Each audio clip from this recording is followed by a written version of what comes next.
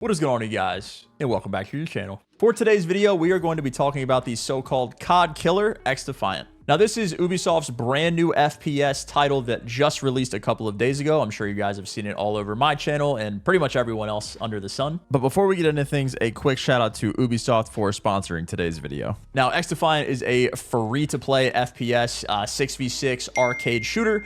Think like old school Call of Duty Treyarch games like Black Ops 3, Black Ops 4, that style. It's kind of akin to what Xdefiant feels like if you're coming from a Call of Duty side of things. Now, in today's video, I wanted to touch on whether it's going to kill COD. That is what everyone wants to know. That's what I get asked in my stream all the time. Is Xdefiant going to push Call of Duty aside? Now, before we jump into the video, there are some things that you guys should know. Xdefiant is completely free to play. So if you guys want to go download it on PC, or Xbox or PlayStation or wherever you play your games, completely free to play. And also, if you guys want to download the Xdefiant Founders Pack, it's in the shop. Gives you a bunch of legendary items as well as things like double XP and the DedSec faction, which isn't unlocked unless you have some game time or if you purchase that bundle. So if you guys want to check that out, feel free. Now to answer the question that all of you guys clicked on the video for, and long story short, just so you guys don't have to watch the 10 minutes, I don't think so. I don't think that Xdefiant is going to kill Call of Duty. Now, there's a couple of reasons for this. I think that they are going to coexist, or should hopefully coexist, in a way that Counter-Strike does with Valorant. Now, when Valorant came out, it was something that was a little bit new to that style of video game. And I hope, obviously this entire video is my opinion, but I am hoping that Xdefiant and Call of Duty can coexist in a way that people can go back and forth, because there needs to be another FPS game that is controller compatible that people can go to that isn't things like Halo or Gears. I think the FPS category has been deprived on the controller side of things for a pretty long time, because I think Call of Duty really dominated the space for years and years and years, 20 years up to this point.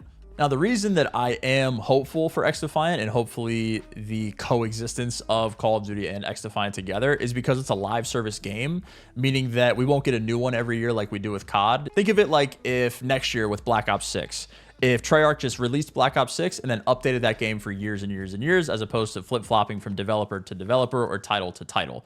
So Xdefiant is out and Ubisoft is just going to update the game as we go. Now, we are currently in season 0, and that is going to last for about 6 weeks until the middle of July. And that's when things like ranked come out, the first game updates. I think there's supposed to be a search and destroy mode. I think Mark Rubens had confirmed that on Twitter. But that's when the first real update for the game comes out. So we have 6 weeks to pretty much mess around with everything that they provided. But it being a live service game means they're willing to dump resources and update their game, hopefully, regularly enough, which is a big caveat, because that's how, if you guys remember when Halo Infinite came out, everyone loved it. But then the devs just decided to let the game die slowly. They really didn't push out updates frequently enough to the point to keep the player base interested. So I'm hopeful for Xdefiant moving forward, just because, it is a live service game, and they seem to get feedback well, at least within the play tests and the server tests and even the initial launch of the game. Now, the reasoning that I really don't think it's going to kill Call of Duty is just because COD has an established precedent of 20 plus years in the FPS genre. I think there's too much money involved in it with Activision. They make billions of dollars every year with COD, or high millions, whatever it may be. They have a loyal fan base that is going to buy the game every year. Me. Regardless of how things are going, I'm going to play every Call of Duty because I love Call of Duty, and that's just through and through. They just have an extremely loyal fan base. And I think Call of Duty is just synonymous with the FPS controller community, which again, I think is big for Xdefiant, because it's really the first game in a very long time that people have been able to go away from COD too, other than like Halo or Gears, like I had mentioned. There's obviously some other games that have come out recently, like Splitgate or the Finals, but I feel like Xdefiant is just going to be a step above those games, strictly for Ubisoft's backing, obviously a AAA studio, but I think there's just going to be a lot more effort dumped into the game. Now, speaking on why I am hopeful for the future, I think that the gun balancing in the game on launch is actually probably the most impressive thing about the game. I think every gun feels really good. There's obviously outliers for things like the AK, the MP7, the P90, the ACR is incredible. Like, there are outliers that feel really, really good, but you can use pretty much any gun in the game and not be punished for it. Whereas like in COD, if you spawn in with a gun that you just like know isn't that good, you're probably going to get shit on if you don't have the optimal build or whatever it may be. Whereas in Xdefiant, the balancing feels really good, to be honest with you.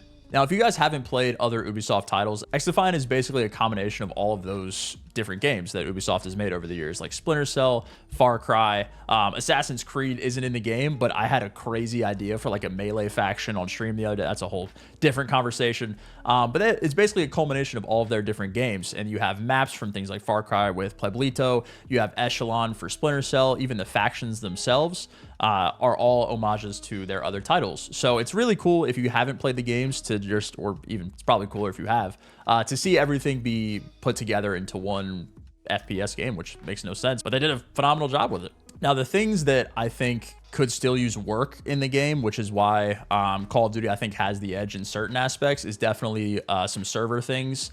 There's like a little bit of desync in the game. I'm sure you guys that have played it have noticed dying around walls from time to time. I think that the factions themselves could use a little bit of adjustment. I think there's two that are just like unbelievable, being Libertad and Echelon, the heal faction and the camo faction. I think that their ults are just like by far and away the most useful in the game. I've been maining Cleaner, which is the flamethrower faction. If you guys have not played the game, you get like a Molotov, a flame drone, and a flamethrower. And then the other ones are Phantom, which you get shields and like a giant bubble shield with a shotgun. And then DedSec, that's the one that you unlock if you go to the store and purchase the Founders Edition. But that one has hack and like a spider drone that jumps on your face and you can't play. But I've been playing Cleaners, and I think that the faction balance could use a little work because camo with like wall hacks and stuff and the heal just feels like super overpowered. But hopefully, you know, moving down the line, since it is, again, a live service game, that they will feel the need to adjust accordingly. But I think that that's probably the other issue with it. I think the servers and the factions are like 1 and 2, but there's way more pros in this game than cons. The pros are just like, they make the game feel really good. I think the movement is awesome, like the air strafing dynamic with like, think Apex, but like toned down just a little bit. I think it adds like a cool element movement wise. It does mess up my hands because I'm playing, you know, 8 hours a day and my hands get kind of chalked a little bit. But I think the movement's super fun. People have called it a little clunky, but I think that skill issue. The game is also definitely a grind. If you guys have not played it, there is a mastery camo similar to Call of Duty. And you have to hit level 100 with each gun to unlock like gold camo basically. And the grind for it is absolutely insane. I think you need like 3,500 XP per weapon level, but I've put over 24 hours this, and as of recording this on Thursday, I think the max weapon level that I have with a gun is like 50, but I've also spanned it out a little bit. So I think if I dumped all my time into a gun, I probably have like maybe 2, I think max level 100. So it's definitely a grind, which I do like because you don't want to just finish everything in the game right away. And then on the opposite side of things with COD, you get like challenges you can go through and like kind of go at your own pace. Sometimes the weapon leveling can be insane, like how it was in Cold War, but I think having like at least something to chase after is always good. But long story short, I hope that these two games can coexist because I think that, again, the FPS space has been dominated by COD for so long that I don't think that necessarily Xdefiant needs to kill Call of Duty. I think that's like, people see it as competition, and obviously it is at the end of the day, but I hope that they can coexist in a way that the player bases can intertwine and go back and forth between the games, because having things like specialists or factions going back and forth between the different kinds of maps and the movement, I think it's a good ebb and flow, because like, you know what you're going to get on both sides, and people get to pick and choose now, as opposed to, I think, kind of being pigeonholed a little bit into playing COD, because it's really, again, the only title that is sustainable other than, you know, Halo, which I think another big thing that I really haven't touched on yet is the no skill-based matchmaking as well, which is like,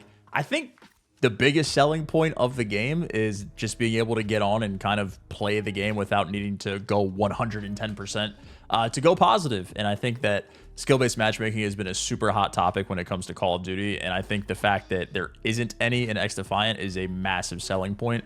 At least for me, I noticed it. Granted, I think I might be maybe a part of the issue, but I think that having no skill-based matchmaking is definitely a good idea. Again, also it being free to play, I think it just brings in more casual players, which is obviously how you build up your fan base.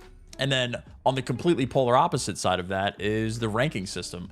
Right now we're in season 0, like I mentioned, so there's no actual rank. There is a ranked playlist. If you guys remember in MW19, the CDL playlist where you weren't actually ranked, but you would play the maps and modes and you could use the guns and things like that, that's where we are right now. And once season 1 drops in July is when you start getting the actual rank, and I think that's when the rules get cemented a little bit, as well as the maps and modes and all that kind of stuff. So we're gonna have to wait to see about that. I think right now we're kind of just testing the game, seeing everything that they have to offer, but I think once season 1 drops is when we really dive into ranked. So I would love to hear you guys' thoughts in the comments down below.